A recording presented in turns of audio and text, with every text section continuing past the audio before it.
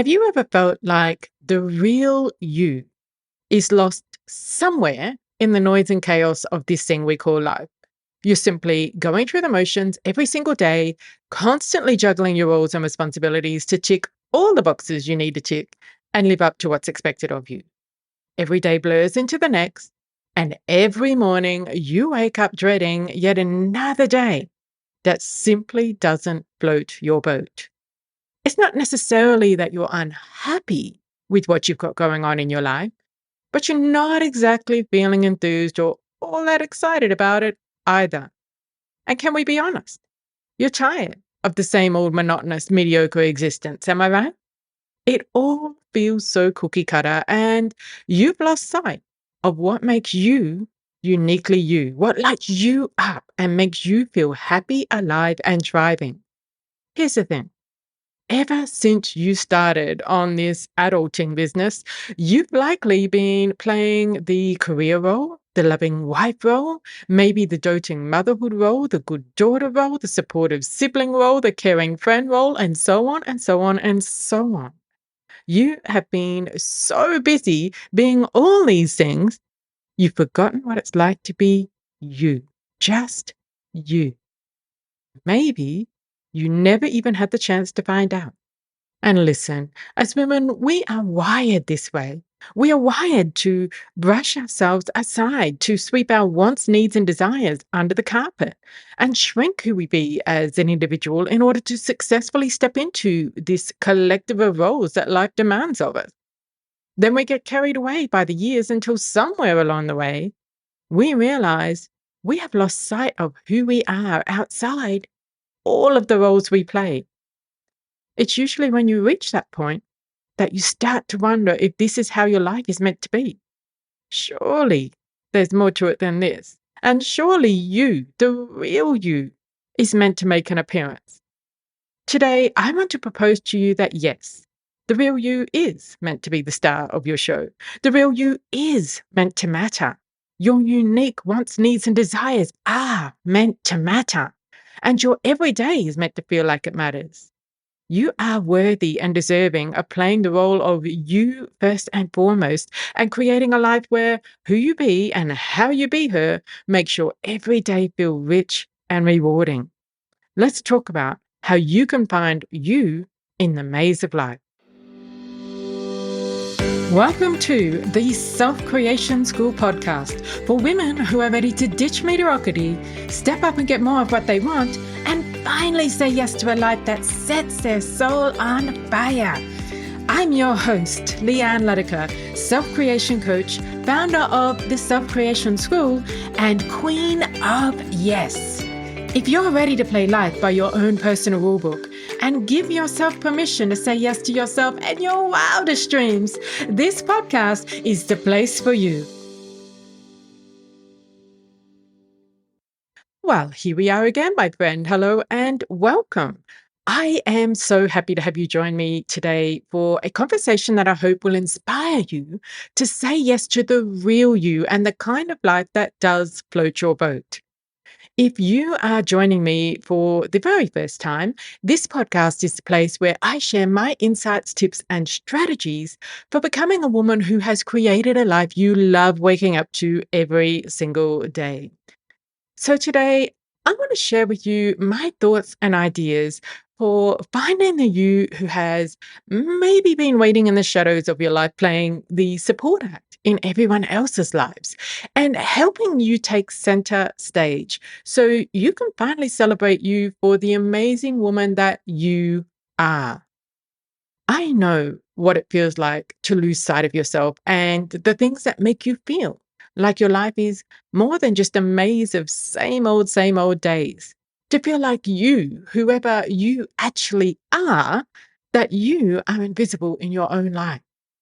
I also know that losing sight of yourself erodes not just your sense of self-identity, but it depletes your self-wealth bank balance faster than a Black Friday shopping spree.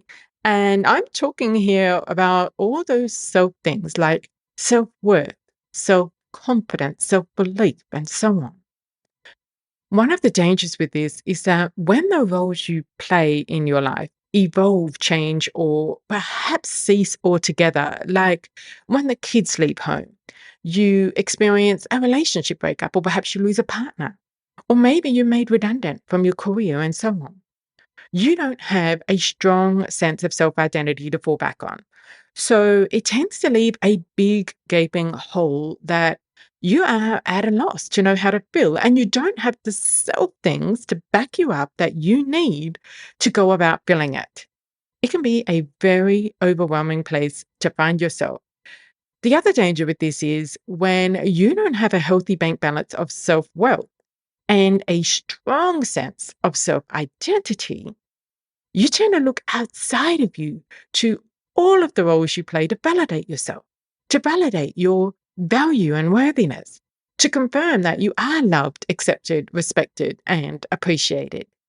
And whenever you outsource your own validation, you place yourself in the hands of other people who may or may not be able to provide that validation you need or provide it reliably. You are the best placed person to give you all of the validation, love, approval, respect, and appreciation, and so on that you want, and to do so reliably, without fail, no matter what role you may or may not be fulfilling in your life. But it requires a strong sense of self identity and a healthy self wealth bank balance. And we are talking about being an independently self wealthy woman here, my friend. And I do not mean money. Now, as I mentioned a few moments ago, as women, we are wired to sacrifice ourselves to others. We are wired to neglect our own needs, wants, and desires, to tend to ourselves last, if at all, and to hold ourselves to ridiculously high standards of being able to juggle it all and juggle it all flawlessly and juggle it all without complaint. So when it comes to suddenly putting ourselves first, to acknowledging our wants, needs, and desires, and to maybe saying no to some of the things we've been juggling to make room for ourselves to take up space in our life, it can be very challenging to give yourself permission to do that. Which is why one of the first things I want to offer you today is the invitation to give yourself permission to say yes to you, to not only saying yes to you, but to say yes to you claiming the leading lady role in your own life story. To say yes to doing the work to rediscover who it is you are and who it is you are capable of becoming in your lifetime if you will allow yourself to step into the limelight and explore every possibility for yourself. And to say yes to doing the mindset work around saying this yes. Because here's what I know to be true. The very act of saying, yes, I want something different, or that, yes, I want the real me to matter, to take up space and shine, that can bring up all kinds of stories and emotions for you that can stop you taking this any further and instead make you resign yourself to simply settling for less than you know deep down you desire or that you do deserve, my friend. Emotions like feeling guilty for wanting more, ashamed or embarrassed to admit that what you have already isn't enough or isn't fulfilling you in the way that you need. Feeling like a failure for not enjoying your life or being fulfilled by your life like you've been led to believe you should. It can make you feel a whole lot of fear about being judged, disapproved of, fear of the real you not being enough, fear of upsetting the apple cart or rocking the boat in your nice, stable life, even if it is boring you to tears. Fear of risking a successful career to do the things you're passionate about or to pursue something you feel driven to do. Fear of hurting others if they feel like they are not enough for you, and a whole lot more. And all of these emotions are likely coming from the long running stories that you've been telling yourself that your life needs to look a certain way, that you should tick all of the boxes you've been told to tick, and you should be happy doing so. You shouldn't make yourself the center of attention. You shouldn't reach beyond what everyone else has or does.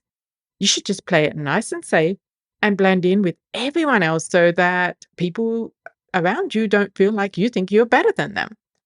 And even deeper stories like you shouldn't kid yourself that you can matter. You shouldn't dare to believe you're worthy of more. You know the real you isn't good enough. Who do you think you are anyway? Right? And if you don't learn how to manage your mindset around all of this, to clean up your emotions and rewrite your stories, you will simply get back into your box and pull the lid closed because it will feel so much safer and easier to do that in the short term. But it will cost you a life you love living in the long term. And I promise you, that will be an even bigger price to pay. So, with all of that said, let me give you some tips on, firstly, how to go about giving yourself permission to say yes. Secondly, some strategies for reacquainting yourself with the real you. And lastly, offer you some resources that will help manage your mindset, clean up your emotions, and rewrite your stories. Let's start with permission. If you've heard me talk about this or share my story, you will already know that permission is where it all had to start for me. And it is where it starts for so many women when they draw that line in the sand and decide it's time to stop simply living life and start loving life to the fullest.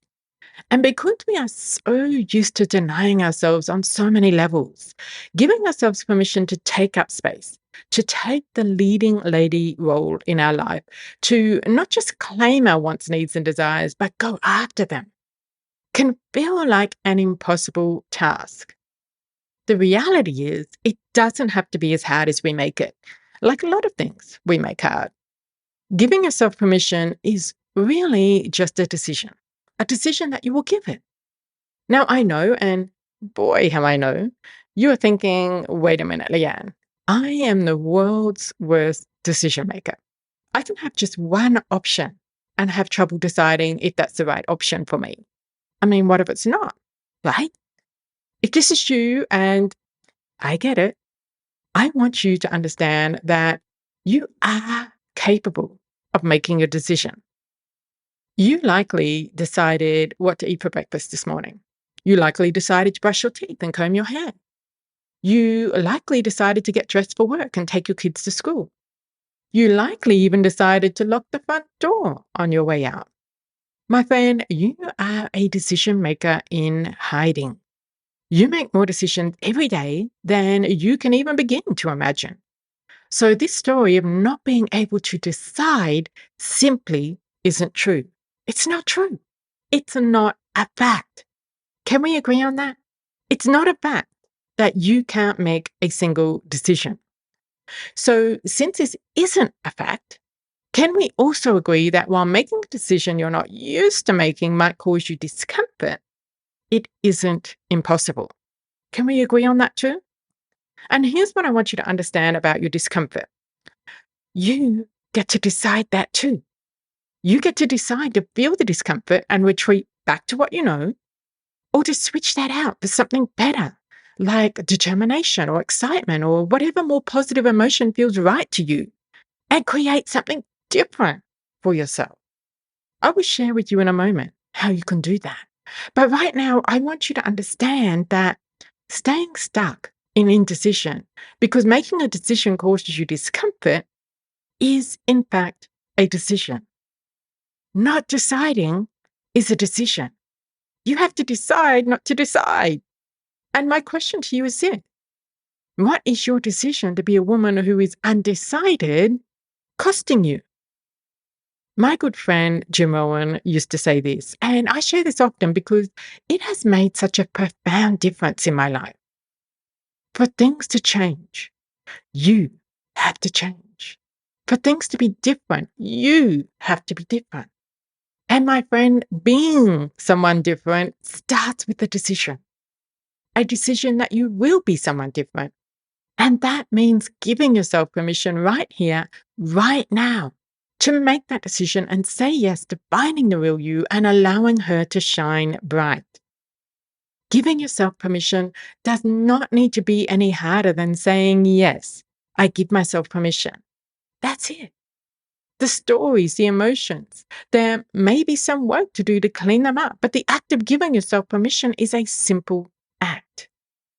Now, if you need to, and many women do find this helpful, Write yourself a permission slip. I know it may sound a little cliche, but trust me, it works. Write yourself a note of permission that you will allow yourself to say yes to you. Say yes to being whoever it is you discover you want to be, because after all, that is your inherent right. Say yes to wanting whatever it is you discover you want, simply because you want it, and whether or not you choose to even go after it, by the way. Just allowing yourself to want what you want, irrespective of whether you actually want to make that happen. And to say yes to this process, everything else aside, the judgment, the criticism, the shoulds, the stories, the ifs, the buts, put it all aside for now and just give yourself permission to explore this process, to make finding you in the maze of life matter. Okay, so let's move on. How can you even begin to look for the real you in this maze of life? Let me say, firstly, there is no wrong or right way to go about this, and there is no cookie cutter one way to do so either. But I want to offer you some tips that I found helpful in the past, and I know have been very helpful for a lot of other women as well. So here's tip number one. I talked earlier about losing ourselves in the noise and chaos of life, which often shows up as our days blurring together in this overwhelming schedule of busyness, leaving no time for you. Now, busyness is very often a guise for not wanting to say yes to you and make you matter. But that is a topic for a whole other episode. My tip here is this: start this process by quietening the noise and the chaos. Create some space in your day for white space, as I like to call it. Time where you don't need to think about anything or anyone, including you, by the way. I know this sounds a little counterintuitive when we are talking about finding you, but go with me here. White space allows you to dampen all of the noise and chaos that comes from both outside of you and within, so that eventually you'll be able to hear yourself, see yourself, and find yourself in your life. So set some time aside, just starting with 5 to 10 minutes, to sit quietly and not force yourself to think about anything or anyone, but rather try to think about nothing at first.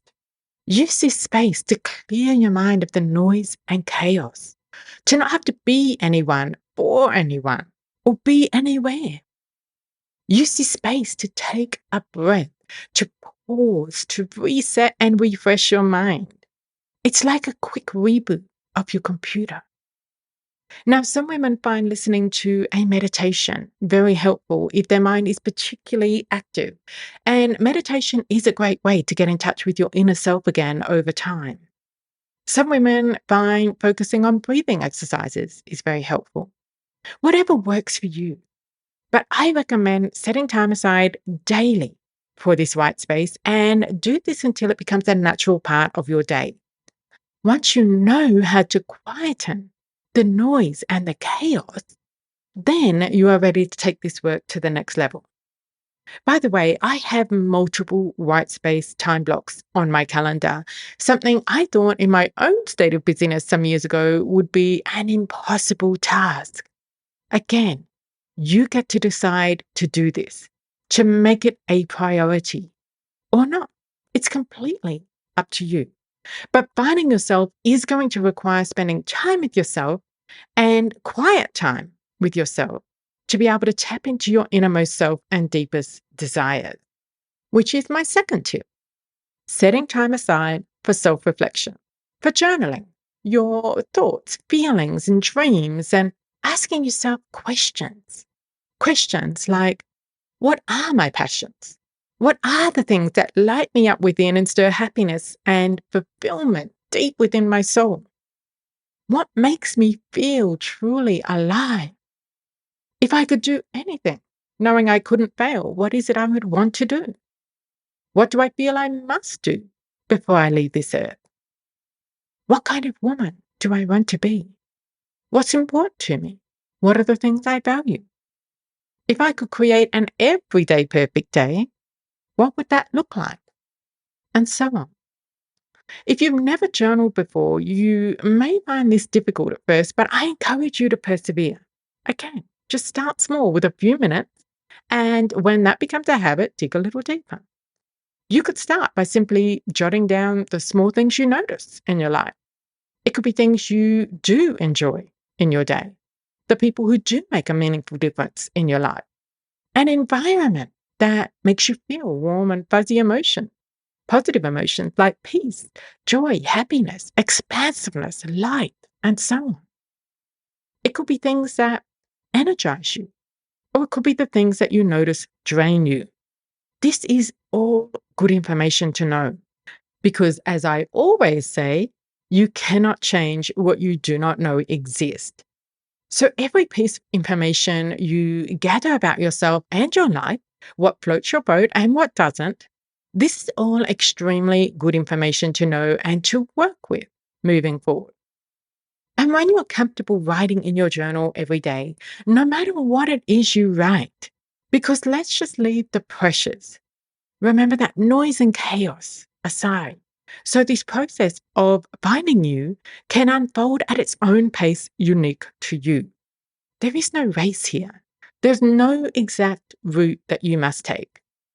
I bring you back to saying yes to the process and allowing this all to happen for you in its own way. I promise if you commit to the process, the you that you seek will eventually be revealed. Now, once you have a journal habit happening, start to increase your time a little and add in those deeper questions about you and your life. Journaling for me is a great way of simply living in the question without necessarily needing the answers or having to jump right in and commit to them. It's a way of exploring, reflecting, sitting with things to see what feels good, what feels true to you. And the thing about journaling is that it allows you to take all of your thoughts and feelings out of your head and dump them all onto paper.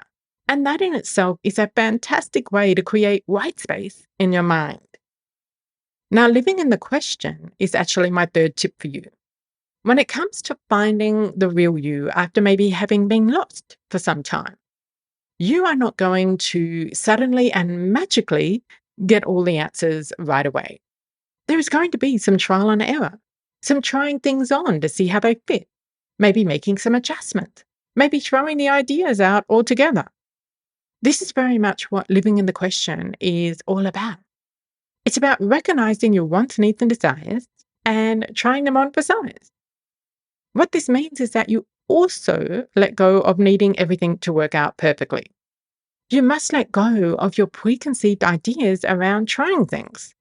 Like I said, not everything you try on for size is going to be a good fit, and that is perfectly okay. Learn to accept that living in the question is about exploring the possibilities and finding answers. If the answer is no, this is not for you, great. If the answer is yes, great. Every piece of information you gather is going to help you move forward in this process. One thing that is common for many women going through this process is not wanting to make a mistake, wanting to discover what it is they want, set a goal, and know that it is absolutely a goal that will light them up. And when it comes to opening the door on all of the possibilities for yourself again, there are likely going to be many things you'll want to do. So, how do you know which one you should do, right? What if you choose the wrong one to focus on? Yes, what if? That's a great question to ask yourself. What if you find out it's not the goal for you? It's not what you want. What if you do? What if you fail? But what if it's the greatest thing you ever do? This is living in the question. Accepting there is no perfect choice. Accepting that you don't know what you don't know. Accepting all of the possible what ifs and trying it all on for size anyway. I know for me, when I started this work again, I had narrowed down my very long list of dreams to the top three dreams. The first was creating a business that lit me up from the depths of my soul. I had no idea at the time what that was going to be, but I wanted the thing I do every day to have a meaningful impact on me and my world. The second dream was to move to Europe. And the third was to buy a yacht, learn to sail, and sail around the Mediterranean with my husband, spending lots of time in lots of places. They were three fairly ambitious goals, at least for me. And ordinarily, I would recommend choosing just one big goal at a time, which is what I did. And I chose to create a business that lit me up. And this is where I say allow things to unfold for you as they do. Life is what happens while you're planning life, right? So you can follow the plan. You can go after the one big goal. Fine. But what happened for me was that there were all these things happening in my life. My world was literally rearranging itself to take note of all these things I wanted and the life experience I started allowing myself to believe was possible for me. And the opportunity for moving country suddenly presented itself, which meant the opportunity for buying a yacht and sailing around the Mediterranean also presented itself. And instead of sticking to my guns and saying, well, no, the focus is on goal number one only. And instead of buying into the story that I can't do it all, I decided to live in the question of all these things being a possibility at the same time. Now, the fact that you are listening into this podcast is testament to me creating a business that truly makes me feel so alive and fulfilled. And if you've been listening in for a while or you know my story, you will also know that I moved to Europe, where we have indeed been searching for our yacht. So live in the question. Release the pressure of needing to know or needing to get it right. Remember, we are letting go of shoulds here. There are no rules. Allow the real you and the life she lives to slowly come into focus and, importantly, to evolve. Expect too that as you open the door and explore the possibilities, that you will have a lot of stories come to the surface, a lot of beliefs about yourself and who you should be and the life you should live to come to the surface. And with that, a lot of emotions, maybe like guilt, doubt, anxiety, nervousness, fear. But the good news is, if you are indeed journaling regularly and you have that daily time set aside to have white space and to reflect, to live in the question of you, you are well set up to rewrite your stories and those beliefs around your shoulds, for example, and clean up your emotions in the process. And this is my fourth and final tip today. As you seek to rediscover the real you and what it is you want, you will open the lid on some limiting stories and some negative emotions.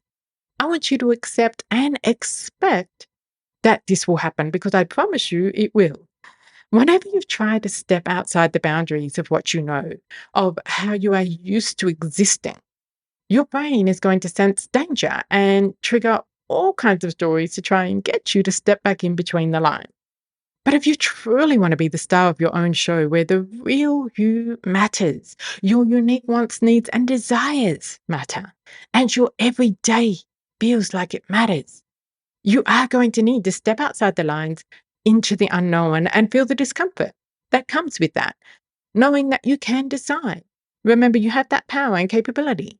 You can decide to rewrite the stories you're telling yourself that don't support you moving forward to stories that do. You get to decide what you make everything mean and how you feel in every moment. You get to decide if you will continue to buy into your stories of should or create stories of could. So, how exactly do you rewrite your stories and clean up your emotions? Well, again, since you are by now well versed in setting time aside to be with you, to journal, to self reflect and live in the question, you are set up perfectly to deal with your stories and emotions. Whenever you are feeling any strong negative emotions like anxiety or fear, for instance, take some white space, pick up your journal to reflect and live in the question. I wonder what this emotion is telling me. Sit with your emotion and ask yourself, what story is playing inside my head right now? What story am I telling myself that is causing me to feel this way? Then ask yourself, is this story serving you? And is it really true? Is it the only truth available to you? Think about another possible story you could tell yourself instead, one that would help you feel more positive emotions. Then write down your new story in your journal and go about making that the story that runs on repeat inside your head. Now, one of the tools I recommend to clean up your stories and emotions is my self creation shift process. It follows that very quick outline I just gave you in a nutshell, but it is a more step by step process. If you have already grabbed a copy of that, this is a great time to use it. If you haven't, you can download a copy by taking my free Yes Block assessment over on my website. This is a free assessment designed to help you discover what's really stopping you from saying yes to you and your dreams. Knowledge is power, so I highly recommend taking the quiz if you haven't already taken it, and I'll send you a copy of my self creation shift process. You'll find that link in the show notes.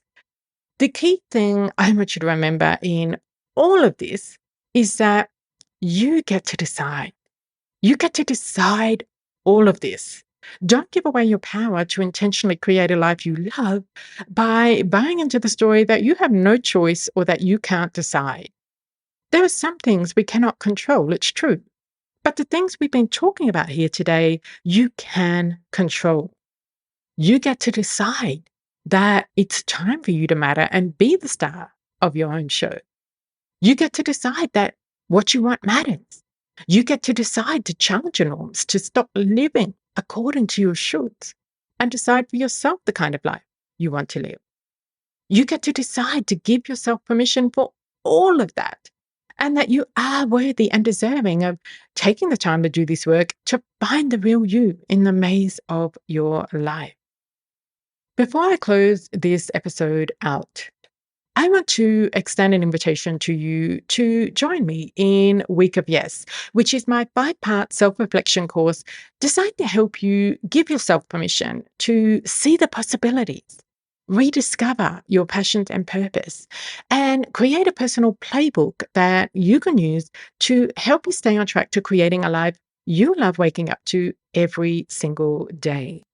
Week of Yes used to be delivered over 5 days, hence the name Week of Yes, but it is now available in my course portal for you to be able to work through over the course of a week, a weekend, or at whatever pace is perfect for you. I have had almost 600 women go through the Week of Yes, and overwhelmingly, the feedback is that Week of Yes is the ultimate kickstart for saying yes to you and saying yes to a life you love. You can find the link to Week of Yes in the show notes as well. And I have a special deal right now for brand new members of Week of Yes. You can join me and kickstart this next chapter of you for just $97. That's a saving of almost 50%, my friend, but it is a limited time offer.